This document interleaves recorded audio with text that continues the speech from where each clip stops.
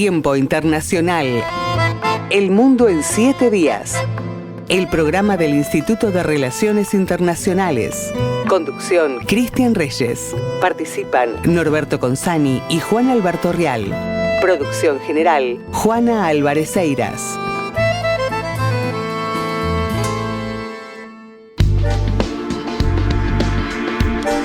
La actualidad global. El mundo en 7 días. Tailandia, Camboya. Ambos países acuerdan un alto al fuego incondicional tras 5 días de ataques. El pasado 28 de julio, el primer ministro camboyano Hun Manet y el primer ministro interino tailandés Phumtham Wechayachai acordaron un alto al fuego inmediato e incondicional en un intento por poner fin al conflicto más mortífero en más de una década. El anuncio fue hecho por el primer ministro de Malasia, Anwar Ibrahim, quien intervino en las negociaciones y llega tras 5 días de ataques fronterizos que dejaron al menos 33 personas muertas. Estados Unidos, Unión Europea. Se logra el acuerdo comercial con aranceles máximos del 15%.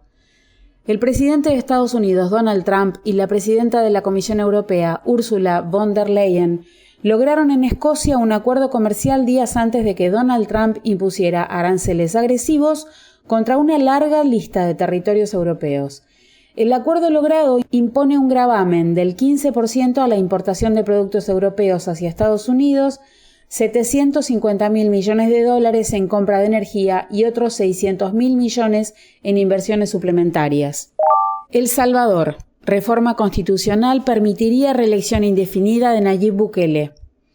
El Parlamento de El Salvador, afín al presidente Nayib Bukele, aprobó una reforma constitucional que permitiría la reelección indefinida del mandatario. También se eliminó la segunda vuelta electoral y se extendió el periodo presidencial a 6 años.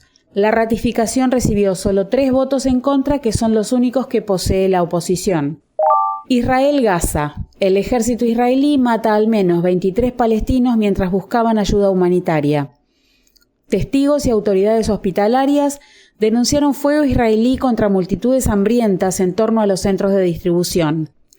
El número de muertes vinculadas a la malnutrición también sigue en aumento en medio de la grave crisis humanitaria causada por el bloqueo y la ofensiva israelí de casi 2 años. Ecuador, Estados Unidos. Ambos países estrechan lazos en materia de seguridad e inmigración. La secretaria de Seguridad Nacional de Estados Unidos, Kristi Noem, y el gobierno de Daniel Noboa firmaron varios acuerdos en temas de seguridad e inmigración que facilitarían el intercambio de información sobre presuntos delincuentes y una evaluación de riesgo de los viajeros, con la intención de que el país sudamericano pueda imponer nuevas visas a personas de 45 países para que posteriormente no intenten viajar a Estados Unidos. Los hechos internacionales más importantes, analizados por docentes e investigadores del IRI, en Tiempo Internacional. Entre el 17 de julio y el 2 de agosto de 1945 se llevó a cabo la Conferencia de Potsdam, una reunión celebrada en un suburbio de Berlín por los líderes de las 3 principales potencias aliadas de la Segunda Guerra Mundial tras la derrota de la Alemania nazi. Participaron de la conferencia los denominados 3 grandes: el primer ministro del Reino Unido, Winston Churchill, luego sustituido por Clement Attlee, el presidente de los Estados Unidos, Harry Truman, y el líder de la Unión Soviética, Joseph Stalin, junto a los restantes ministros de Asuntos Exteriores de los 3 países. Durante la conferencia de Potsdam, los objetivos principales fueron decidir la forma de administrar Alemania y Austria bajo la ocupación aliada y definir las nuevas fronteras de Polonia. Asimismo, se decidió seguir lo acordado en la conferencia de Yalta sobre la repartición de Alemania y Austria en 4 zonas de ocupación y se resolvió dividir también las ciudades de Berlín y Viena. Además, se establecieron reparaciones de guerra y se decidió implementar una política de desmilitarización y desnazificación de Alemania que incluyó el enjuiciamiento de criminales de guerra. La frontera occidental de Polonia quedó fijada en la línea Oder-Neisse, lo que supuso la pérdida de territorio por parte de Alemania. También se vio un ultimátum a Japón en el que se le exigió la rendición incondicional con la amenaza de que, en caso contrario, su territorio sería devastado. El rechazo japonés al ultimátum decidió el lanzamiento de las 2 bombas atómicas por parte de los Estados Unidos sobre las ciudades de Hiroshima y Nagasaki.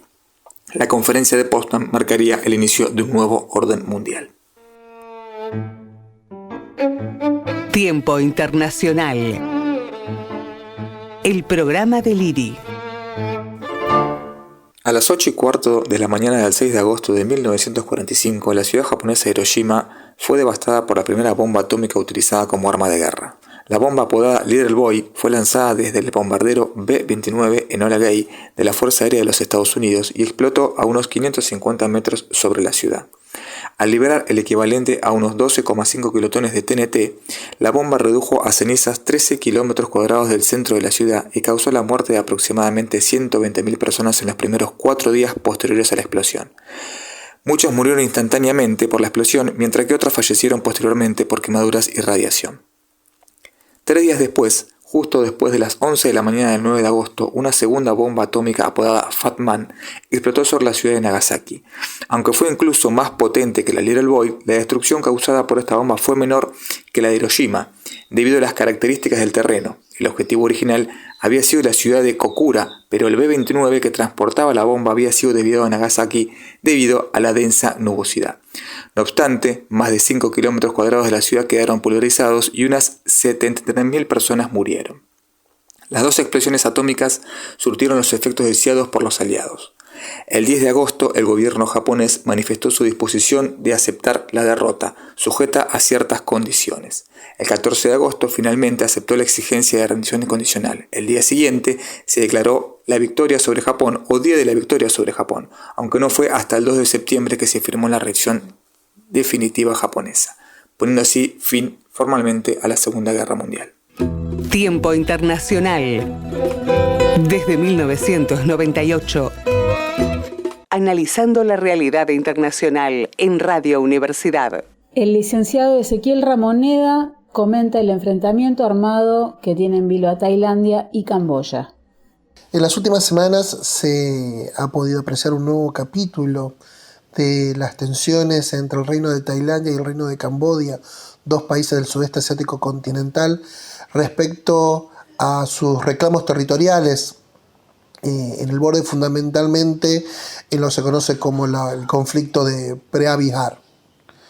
Más allá de un pequeño incidente allá entre el 28 y 30 de mayo de este año, fundamentalmente ha sido la última semana de julio, del 24 hasta el 28-29 de julio, donde ha escalado la tensión al punto de prácticamente hablarse de guerra entre estos dos países, que en esos días solamente han fallecido más de 40 personas entre civiles y militares de ambos países. Si uno lo compara, digamos, con el enfrentamiento anterior, con el estallido anteriores, que se lo ubicamos en el año 2008-2011, donde aproximadamente fallecieron la misma cantidad de personas, pero con una menor movilización. Hoy se habla aproximadamente de unas 300.000 personas que se han movilizado desde las fronteras. Claramente ha habido una radicalización y un desmejoramiento de las relaciones entre los dos países de una manera muy rápida y muy profunda. Así llegamos a la gran tensión, dejando la reciente de lado, de los años 2008 al 2011, por el mismo reclamo. Prácticamente los países estuvieron enfrentados durante 3 años, obviamente minimizando las relaciones diplomáticas, obviamente los flujos comerciales, hasta en cierta medida poder afectar el proceso de regionalización de la ASEAN. En esos 3 años aproximadamente fallecieron 42 personas, entre civiles y militares. Por eso fíjense, comparando las distancias históricas, prácticamente hubo la misma cantidad de fallecidos en ambos periodos, 2008, 2011 y ahora, pero en un periodo de tiempo mucho más breve. Fíjense, digamos, cómo se radicalizó la cuestión contemporánea. Y eso en algún punto se debe también a la situación interna de ambos países. En el caso de Camboya, luego de prácticamente de estar casi 30 años en el poder, Hun Sen deja el cargo de primer ministro, cediéndoselo a su hijo, Hun Manet, a mediados del año 2023. Hun Sen queda como en el cargo de presidiendo la Asamblea Nacional de Camboya. Mientras tanto, en el caso de Tailandia, una nueva expresión de esta inestabilidad política que está afectando el reino, la verdad, prácticamente de los últimos 15, 20 años, desde el año 2007 en adelante, con una importante alternancia de gobiernos civiles y militares. El último capítulo ha sido justamente con la asunción de la hija de Thaksin Shinawatra, Phumthon Shinawatra, en el 2024.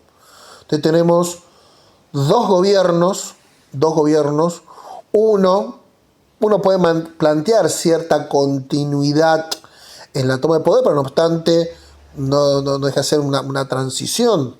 En el caso de Camboya, que recién asumió un nuevo líder y obviamente tiene que dar pruebas de poder. Y por otro lado también, luego de una serie de desavenencias políticas en la conformación de un gobierno, asume finalmente también un nuevo gobierno dirigido por la hija de Thaksin Shinawatra en el 2024, también debiendo dar pruebas de fortaleza política. Entonces acá en ambos países, en el caso de Camboya por una transición, en el caso de Tailandia por la inestabilidad política, se ve fermentado todo esto por improntas del nacionalismo. Obviamente encuentran en este diferendo territorial, esta disputa territorial, algo que puede obviamente, a partir de nutrir esa identidad nacional, esa impronta nacionalista, el reclamo territorial, fortalecer a los gobiernos. Claramente esto, disparó toda una espiral de afirmaciones, rechazos, negaciones y, sostenimiento ante la opinión pública de los respectivos países, que obviamente disparó, radicalizó justamente el enfrentamiento en estas últimas semanas. En este contexto hay que tener presente el rol de las potencias mundiales y también las potencias regionales. A nivel regional, ¿quién es la potencia regional, que es Indonesia? Obviamente ha llamado a los países para que resuelvan la diferencia de manera política, pero el actual gobierno de Prabowo ha tomado, no ha asumido un mayor compromiso, más allá de las declaraciones, no ha buscado mediar, por lo menos lo que se sabe desde la prensa, no ha buscado mediar. Sí, el país que ha cumplido un rol más bien de buenos oficios fue Malasia, que justamente este año es el país que está coordinando, está presidiendo a la ASEAN, la Asociación de Naciones del Sudeste Asiático. Entonces, como coordinador ASEAN sí ha realizado buenos oficios, por lo menos para desescalar la situación y que los países retomen, el diálogo y fundamentalmente encaren de manera pacífica esta diferencia, esta controversia. Junto con esto, aparecen las grandes potencias mundiales. China, por un lado, el canciller chino ha manifestado también que los países se llamen a la razón, que descalen el conflicto y que retomen el diálogo, pero de alguna manera ha derivado un poco la atención a que esto tiene que ser realizado por medio de los mecanismos de la ASEAN.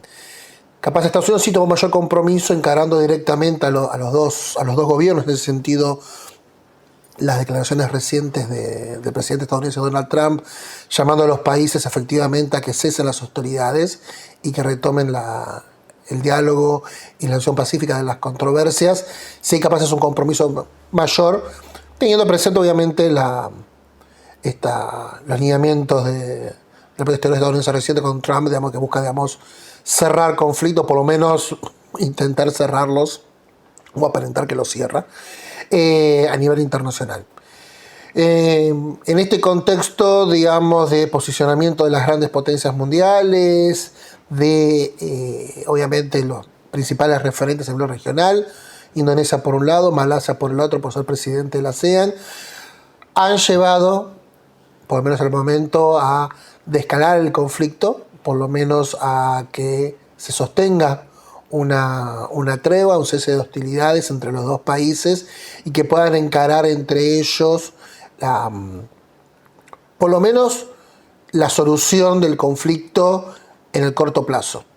No creo que sea un conflicto que ponga en riesgo el proceso de regionalización del sudeste asiático, que ponga en riesgo a la ASEAN. Por lo menos la evidencia histórica también no la merita, porque así como pasó entre el 2008 y el 2011, la ASEAN, se vio, sí, obviamente desafiada, pero ha mostrado su grado de resiliencia para poder salir más allá de esta disputa entre dos de sus miembros. La cuestión acá es que, más allá de la presión internacional para descalar, el conflicto va a ser solo cuando se trate de la cuestión de fondo. Y esa cuestión de fondo tiene que ser tratada de una manera comprensiva y holística. O sea, no, por una cuestión puntual, sino realmente que los dos países, el Reino de Tailandia y el Reino de Camboya, se sienten y negocien todas las diferencias que tengan a lo largo de sus fronteras para evitar que se vuelva a repetir esta situación en el futuro. Ahora bien, para entender un poco, de dónde surge, cuáles son las causas de este conflicto, nos tenemos que retrotraer a principios del siglo XX. A partir de, en ese momento, el Reino de Tailandia, conocido como Siam, había firmado un tratado con Francia, que para ese momento controlaba lo que se conocía la Indochina francesa, que contenía lo que hoy se conoce como Vietnam, Camboya y Laos. Y en ese acuerdo, en el documento, se habían establecido algunos lineamientos de la división geográfica en el límite entre ambos países. Ahora bien, cuando se realizaban los estudios en el terreno de demarcación, surgieron discrepancias entre lo que aparecía detallado en el tratado y de lo que surgió de la confección de ese mapa. Fundamentalmente con respecto a la ubicación del templo de Preah Vihear, o mejor dicho, de la colina del templo de Preah Vihear y las áreas circundantes, donde en el tratado se da a entender que pertenecerían al Reino de Tailandia, pero no obstante en la demarcación quedaron en ese momento del lado de Camboya. Esta situación nunca fue corregida por Tailandia. Entonces, a lo largo de las siguientes décadas, posterior a la Segunda Guerra Mundial, posterior a lo que era la guerra de Indochina, al momento ya de Camboya de haberse independizado, reclama este territorio, a diferencia de lo que sostenía Tailandia. Ambos países recurren el año 1962 a la Corte Internacional de Justicia para dirimir en esta disputa. Y la Corte dictamina que, como Tailandia nunca reclamó el templo de Preah Vihear, nunca reclamó el templo de Preah Vihear ni la colina como propia, ni nunca planteó una observación o una crítica o una corrección al tratado y al mapa, como nunca manifestó de esa manera, dio por sentado ante esos argumentos que la colina del templo y el templo de Preah Vihear correspondían a Camboya. Por un lado, Tailandia no reconoció el laudo, pues de una manera, pero más allá de eso, la cuestión es que el laudo solamente dictaminaba la soberanía de Camboya del templo y de la colina, pero no de las áreas circundantes. Entonces nunca se terminó de tratar la cuestión de fondo. Siempre, que el laudo de la Corte atiende a un reclamo muy puntual, geográficamente localizado, pero no a toda la cuestión limítrofe entre los países. Y desde entonces, desde principios de la década de la cuestión, que han surgido distintas escaramuzas, distintos enfrentamientos, distintas reclamaciones diplomáticas entre Camboya y Tailandia, fundamentalmente no solamente con respecto al templo y la colina donde se encuentra el templo de Preah Vihear, sino fundamentalmente con respecto a todas las áreas circundantes al templo que comparten ambos países. En el IRI se dictan 3 carreras de posgrado: la maestría en Relaciones Internacionales, el doctorado en Relaciones Internacionales y la especialización en estudios chinos. Continuamos con la actualidad global. Colombia. El expresidente Álvaro Uribe es condenado a 12 años de prisión. El pasado 1 de agosto, el expresidente Uribe fue condenado en primera instancia por la justicia colombiana a una pena de 12 años en prisión domiciliaria, una multa de más de 3.400 millones de pesos colombianos, unos $840.000, y una inhabilitación por más de 8 años para el ejercicio de derechos y funciones públicas por los delitos de fraude procesal y soborno en actuación penal. Estados Unidos, India. Donald Trump anuncia aranceles del 25% a India y un impuesto adicional por compra de petróleo a Rusia. A través de un mensaje en su plataforma Truth Social, el mandatario estadounidense anunció aranceles del 25% para las importaciones provenientes de India y un impuesto adicional como medida de sanción a Nueva Delhi por seguir comercializando con Rusia, incluida la adquisición de petróleo. Francia, Arabia Saudita. Ambas naciones impulsan el reconocimiento de un Estado palestino. Ministros de Asuntos Exteriores de Francia, Arabia Saudita y otros 13 países representados en una conferencia especial de la ONU emitieron el llamado de Nueva York, en el que instan a las naciones de todo el mundo a reconocer un Estado palestino. Rusia. Vladimir Putin amenaza a Ucrania y Europa con desplegar su misil hipersónico Oreshnik en Bielorrusia. El presidente ruso advirtió a Occidente que Moscú podría utilizarlo contra los aliados ucranianos de la OTAN si permiten a Kiev utilizar sus misiles de mayor alcance para atacar dentro de Rusia. El jefe de las fuerzas de misiles rusas ha declarado que el Oreshnik, que puede llevar cabezas convencionales o nucleares, tiene un alcance que permite llegar a toda Europa. India, Filipinas. Ambos países inician ejercicios navales conjuntos en el disputado Mar de la China Meridional. El pasado 3 de agosto, India y Filipinas realizaron por primera vez maniobras navales conjuntas en el Mar de China Meridional, mediante un despliegue militar de alto nivel que podría provocar tensiones con Pekín, que afirma controlar toda la zona marítima en disputa. Análisis de la actualidad en tiempo internacional. Buenas tardes a todos, estamos nuevamente en Tiempo Internacional, El Mundo en 7 días, el programa del Instituto de Relaciones Internacionales en nuestra Radio Universidad Nacional de La Plata. Estoy con el profesor Norberto Consani, mi nombre es Juan Alberto Rial. Buenas tardes, Norberto, ¿cómo le va? Buenas tardes, como siempre, a vos y a todos los oyentes de nuestra querida Radio Universidad. Seguimos en una agenda que parece repetirse nuevamente. La cuestión vinculada con los aranceles por parte de Estados Unidos. Lo que sí siempre, al menos en lo discursivo, la Casa Blanca había vinculado la suba de los aranceles con el déficit comercial, parcialmente analizado, al menos desde la perspectiva del presidente Donald Trump, de Estados Unidos, pero esta vez tenemos una discusión arancelaria al haber subido los aranceles a un 50% a los productos brasileños con una cuestión estrictamente política, porque Donald Trump ha mencionado específicamente la cuestión del juicio al expresidente Bolsonaro por el intento de golpe de Estado, donde estaban también previstas las posibilidades de asesinatos políticos, entre comillas, al actual presidente Ignacio Lula da Silva y al presidente de la Corte Suprema brasileña, de Moraes, que es quien está siguiendo el juicio justamente por parte de la Corte al expresidente Jair Bolsonaro. Evidentemente se han roto todas las normas de la diplomacia, no solamente hay que retroceder mucho en la historia para entrar en este tema que está.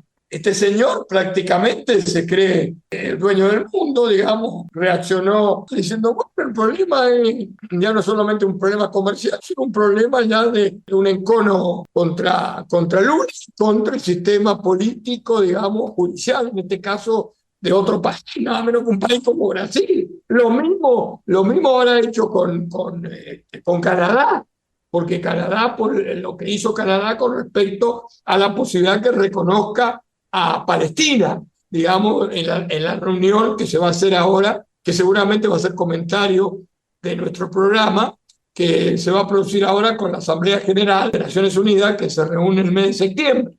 Es decir, parecería que este señor, digamos, alguien que no está de acuerdo con él, muy preocupante, porque esto va escalando y esa escala hasta incluso se vuelve peligrosa en el caso con Rusia.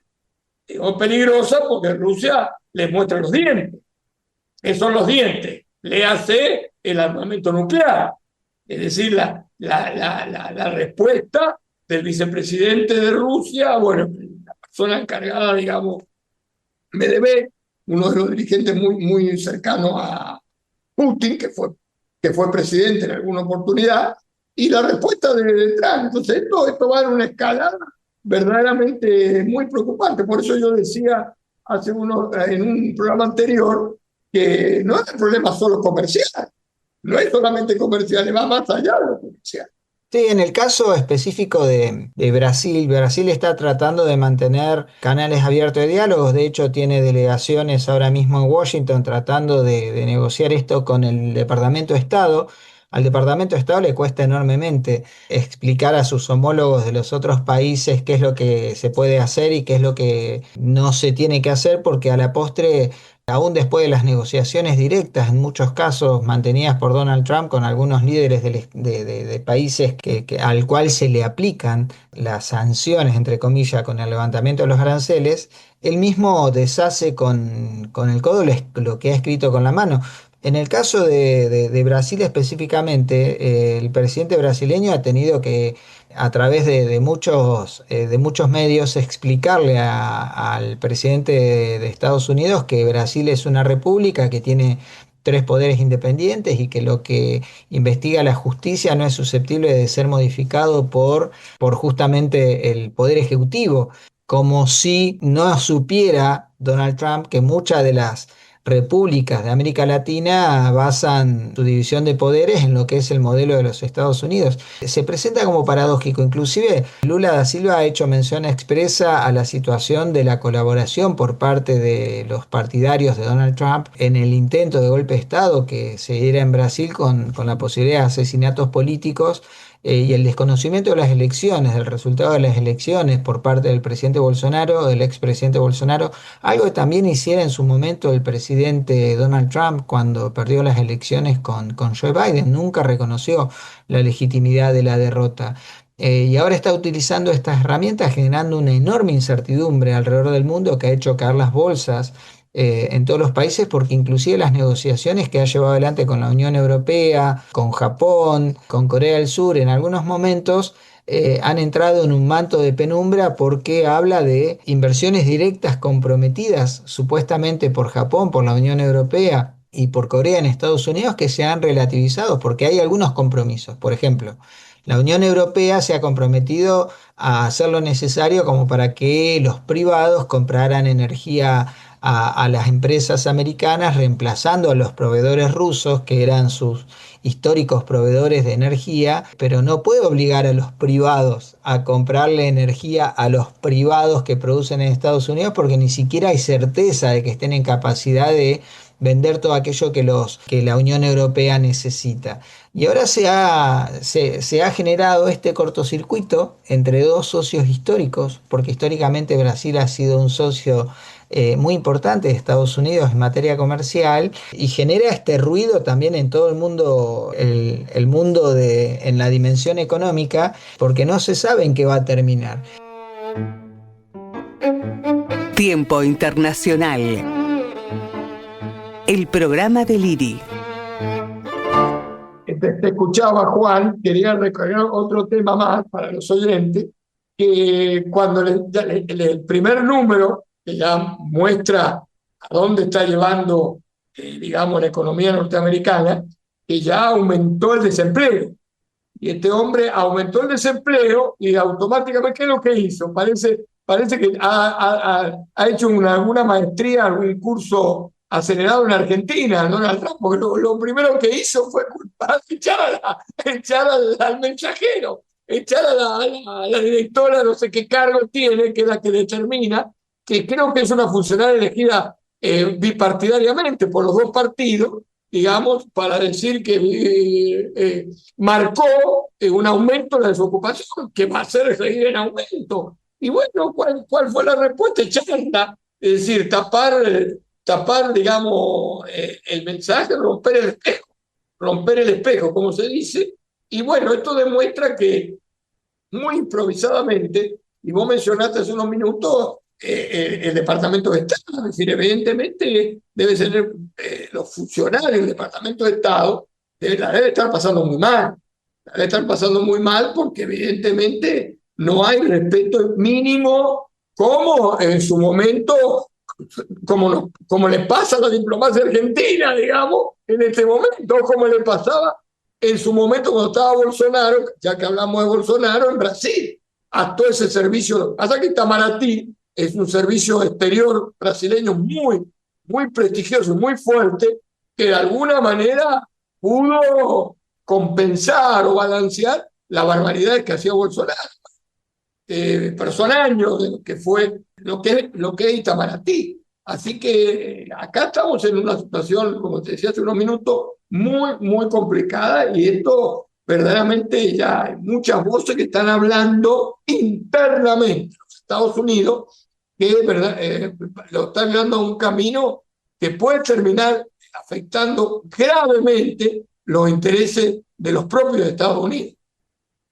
Sí, de hecho, Bolton que fue asesor de Donald Trump durante la primera presidencia, señalaba que quien está a cargo ahora de la Casa Blanca no está en condiciones de conducir los destinos del país, independientemente de que hubiera sido elegido, porque inclusive se están dañando los intereses de Estados Unidos, porque lo que está haciendo lentamente y de manera sistemática este gobierno es destruir toda la arquitectura institucional que Estados Unidos mismo generó después de terminada la Segunda Guerra Mundial, a través, por ejemplo, de la creación de las Naciones Unidas, en su momento el Fondo Monetario, el Banco Mundial, el sistema del GATT, que ahora funciona a través de la OMC a partir de 1994, para liberalizar el comercio y la intromisión en el comercio. Y esta barrera proteccionista retrotrae a otras épocas, parece el mundo de hace 100 años, cuando se produjera la crisis de la década del 30, donde las barreras arancelarias redujeron el comercio internacional sensiblemente, que trae como consecuencias, por ejemplo, algo que mencionaba recién, el aumento de la desocupación. Está bien que hubo un aumento insignificante del 4,2 al 4,3, pero en lugar de reconocer que eso había sucedido, justamente tachó de tergiversaciones las cifras dadas por la funcionaria americana. En algún momento esto va a impactar en la inflación. Está previsto que hay productos básicos que consumen los americanos que van a aumentar de precio. La cerveza, por las restricciones al aluminio y el hecho de que los americanos consumen cerveza en lata. El café, que es producido completamente en países como Brasil, como Colombia, a los cuales le estén poniendo barreras arancelarias, la industria automotriz, porque gran parte de las cadenas de suministros son economías de escala, están internacionalizadas, no está producido, inclusive los vehículos americanos no están producidos enteramente en Estados Unidos. Así que estas barreras arancelarias van a repercutir negativamente en el bolsillo de los americanos, ya está repercutiendo directamente en el empleo de algunos de los americanos, y suena como un disparo en el pie. Pero bueno, es lo que el pueblo americano eligió y es lo que el presidente de Estados Unidos está haciendo casi sin ningún tipo de freno, porque ha declarado una situación de emergencia por los déficits comerciales, algo que difícilmente puedan frenar en el Congreso, cuando esto debiera hacerse a través de negociaciones refrendadas en el Parlamento, en el Congreso americano, dado que se trata de cuestiones estrictamente comerciales que deberían ser acuerdos comerciales que deberían ser definidos por el Poder Legislativo. Pero bueno, se ha dado una suerte de carta blanca al presidente de Estados Unidos para actuar como si no existiera esa división de poderes que en términos reales existe en Estados Unidos y que tampoco reconoce como tal en otros países, como es el caso de Brasil, justamente al pedirle al presidente de Brasil que termine con la persecución judicial a Jair Bolsonaro, de quien él, Donald Trump, tiene una alta estima y una alta consideración, como si fuera una decisión del Poder Ejecutivo decidir quiénes pueden ser o no enjuiciados en una república, ¿no? Sí, además ahí está Estados Unidos, que había salido después de la Segunda Guerra Mundial para diseñar el mundo después de la Segunda Guerra Mundial, ese mundo que tuvo como un gran hegemón a los Estados Unidos, eso se está licuando, se está derrumbando por los propios Estados Unidos. Unas declaraciones nada menos que un militar, que fue Eisenhower, que fue militar, fue presidente de los Estados Unidos, y decía, digamos, que es gravísimo cuando se utiliza este tipo de política sin tener en cuenta, digamos, el interés. En este caso hablaba de los aliados, pero hace parte del mundo. Y además en no ver en lo que están festejando son los chinos. Es decir, está haciendo un gran trabajo en China, porque finalmente China se está referenciando, no digo en Rusia, porque Rusia sabemos que está todo con lo de Ucrania, esa invasión de Ucrania, esa idea de volver a la vieja Unión Soviética. Toda esta historia evidentemente no tiene ninguna posibilidad de ser, digamos, referente en el mundo, ni mucho menos. Pero la propia China está ahora sosteniendo el orden internacional, para ponerlo en estos términos amplios. Y Estados Unidos está destruyendo ese mismo orden que durante décadas mostró al mundo. Y ni siquiera tiene en cuenta a los aliados más próximos. Canadá no hay ningún subversivo. El primer ministro canadiense, la propia Europa, y vinculando esto con Europa, es decir, el acuerdo que hicieron con ese famoso 15% de los aranceles, y el acuerdo que ya charlamos en otro programa con el tema militar, de militarización de Europa, está generando mucho ruido en los países europeos, porque evidentemente todavía no se ha visto la respuesta a Europa, que si ese 15% que festeja como gran triunfo Trump y algunos en Europa, se va a plasmar en los próximos tiempos. Continuamos con el análisis de la actualidad en tiempo internacional. Uno de los temas centrales también por estos momentos, Norberto, es la cuestión de Medio Oriente, donde Estados Unidos e Israel en su momento se retiraron de la mesa de negociaciones. Donald Trump dijo muy duramente que jamás no quiere la paz y que está buscando su propia destrucción, y que Israel tiene que terminar el trabajo así, lisa y llanamente, como cuando Churchill le decía al presidente Roosevelt: dennos las herramientas y nosotros terminaremos el trabajo, cuando estaba hablando de la Alemania nazi durante la Segunda Guerra Mundial. En este caso es como si le hubiera dado autorización para seguir adelante con lo que está llevando a cabo Tel Aviv en la Franja de Gaza, pero en algún aspecto ha tenido que revisar sus pasos, porque la comunidad internacional se ha levantado contra el trato que le está dando Israel a la población civil en Gaza. El gobierno de Israel ha sometido a la población de Gaza al hambre como arma de guerra para forzar a Hamás a aceptar los términos de la negociación. Las ONG israelíes ya están hablando de nuestro genocidio, lisa y llanamente, algo que parece tabú, que inclusive países de la Unión Europea se niegan a señalar, como es el caso de Alemania, por esa culpa colectiva que tienen por el Holocausto durante la Segunda Guerra Mundial. Gran parte de la sociedad civil israelí ya lo está diciendo, y ahora está sometiendo a una enorme presión al gobierno israelí para aceptar una tregua humanitaria, para habilitar a las agencias y a las organizaciones no gubernamentales dedicadas a la asistencia humanitaria a trabajar en Gaza, porque lisa y llanamente se está produciendo una hambruna, algo que ya ha sucedido a lo largo de la historia, aunque no había pruebas documentales que se vieran en directo como está sucediendo ahora, con lo que está pasando con esta asistencia humanitaria tercerizada en Israel por los israelíes y los americanos, y las masacres que se está produciendo cuando la gente está buscando acceder a alimentos y agua, algo que suena tan elemental para esa población que está sometida a este largo sufrimiento en ese espacio geográfico tan reducido, que estamos hablando entre 1,5 millones y 2 millones de personas sometidas sistemáticamente al hambre, con los alimentos básicos que se consiguen en algunos comercios a valores estratosféricos, y muchos de esos alimentos que se consiguen han sido saqueados de la asistencia humanitaria que está controlada por los israelíes y por los americanos, y que prácticamente no llega a nadie allí en la Franja de Gaza. No, en lo que estamos asistiendo, Juan, estamos asistiendo a un verdadero infierno. Los primeros programas, nuestro nuevo ciclo de tiempo internacional, El Mundo en 7 días, lo hemos anunciado, que parecía que uno era no sé qué, seguramente los oyentes, algunos habrán escuchado, perdón, que decíamos nosotros, y bueno, ya el término de genocidio, que no se había aplicado prácticamente nunca, refiriendo a la política de Israel, ahora ya no, de afuera, de adentro, y hay grupos, digamos, dentro de Israel, hay un grupo incluso de profesores, de 6 profesores de Derecho Internacional, que también están hablando de esta situación, y es posible uno de los candidatos, por lo menos no es mi especialidad la literatura, pero parecería que va a ser uno de los futuros candidatos a premio Nobel, digamos, de literatura, israelí, uno de los escritores de Israel con más fama en este momento, también habló de lo que está haciendo el gobierno de Israel. Es decir, estamos en una situación que se agrava día a día. Yo quiero ver cuándo se produzca el próximo mes, en septiembre, en Naciones Unidas.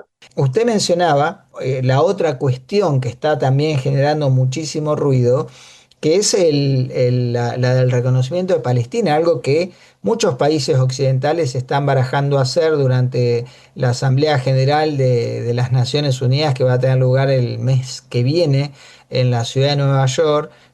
Canadá es uno de ellos, pero por parte de la Unión Europea lo ha anunciado también Francia y lo ha anunciado también Reino Unido, lo que indica que Occidente ya no puede hacerse el distraído con respecto a lo que está sucediendo ahora mismo en Gaza, ¿no? Sobre todo, va a ser la primera vez que un país miembro del Consejo de Seguridad con derecho a veto, como es Francia, y del grupo de los G7, que va a pronunciarse. Eso es lo que va a ser un cambio fundamental, y si a eso se acompaña por lo que está insinuando Inglaterra, más Canadá, y es posible Arabia Saudita, bueno, estamos en una situación. ¿Se imaginan cuál puede ser la reacción dentro de Israel y del propio Trump si se da esta posibilidad histórica?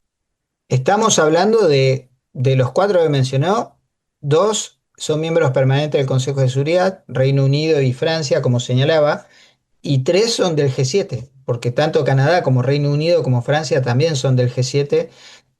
Y Arabia Saudita, yo a veces escucho comentarios por parte de quienes sostienen la posición de Israel, de la política de Israel en Medio Oriente. ¿Por qué los países árabes, por ejemplo, no materializan el apoyo que en términos discursivos hacen a la causa palestina?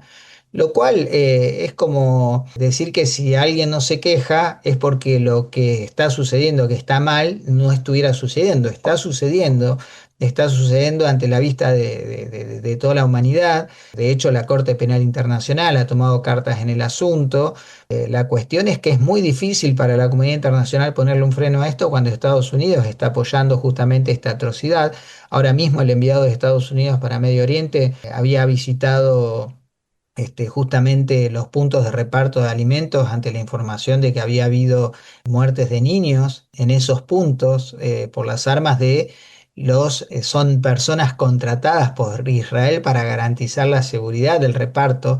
Ni siquiera muchas veces son integrantes de las Fuerzas Armadas, es algo parecido a los ejércitos privados, los contratistas, que son quienes garantizan la seguridad, entre comillas, del reparto. Pero hay una enorme presión internacional que Israel está soportando justamente por esta posición ya no cómplice por el silencio, sino cómplice por la acción de la Casa Blanca. En muchos aspectos, hace mucho tiempo esto sucede. Estados Unidos se ha convertido más en parte del problema que de la solución a la cuestión de Medio Oriente, pero inclusive en los peores momentos Israel había tenido un poco de contención, de autocontención.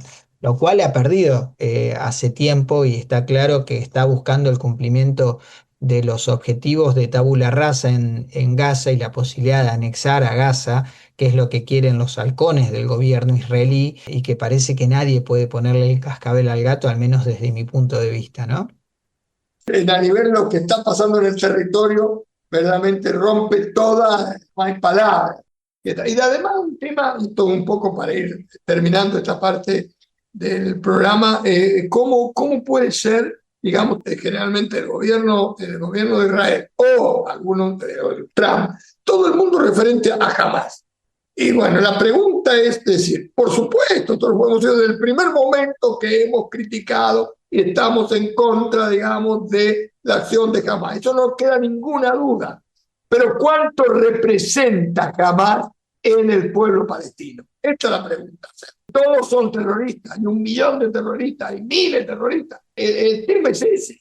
El tema, ¿por qué tanto terror a crear el Estado palestino? Porque el Estado palestino evidentemente va a tener otro marco de referencia, que seguramente, no hay ninguna duda, si se llega a crear y establecer, va a ser súper controlado para evitar casualmente tener en cuenta la seguridad de Israel. Esto está claro. Esto lo dice claramente las Naciones Unidas. Fronteras seguras y reconocidas. Eso dice la resolución 247 del Consejo de Seguridad. Fronteras seguras y reconocidas. ¿Seguras para quién? Sobre todo para Israel.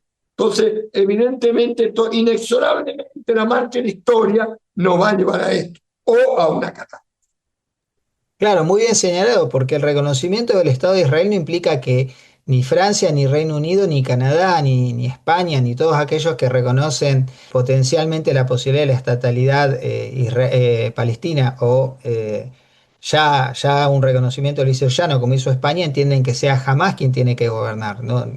Falta la otra parte de Palestina, que es Cisjordania, donde está su capital, Ramallah, donde está gobernando Al-Fatah, a quien desconoce soberanamente Tel Aviv, porque justamente Al-Fatah no plantea la destrucción del Estado israelí, como sí lo plantea Hamás, y entonces lo que hacen es darle de comer al monstruo, que en este caso es Hamás, para tener un antagonista, polarizar y a partir del conflicto sostenerse en el poder.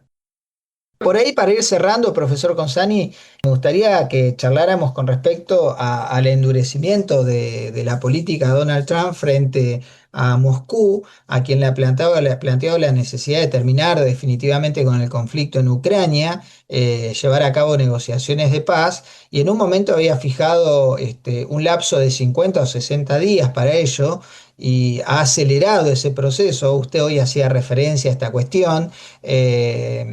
Estableciendo un plazo de entre 10 o 12 días, diciendo que Putin terminó siendo una persona muy dura para negociar, y fue justamente lo que valió la respuesta de quien fuera en su momento presidente de Rusia, Medvedev, un halcón que dicen que es capaz de decir aquello que no llega a decir Vladimir Putin, haciendo alusión velada a una posibilidad de un conflicto directo con Estados Unidos, cuya respuesta fue por parte de Donald Trump la de decir que había ordenado que 2 submarinos nucleares se pusieran en el lugar adecuado en caso de que tuvieran que responder.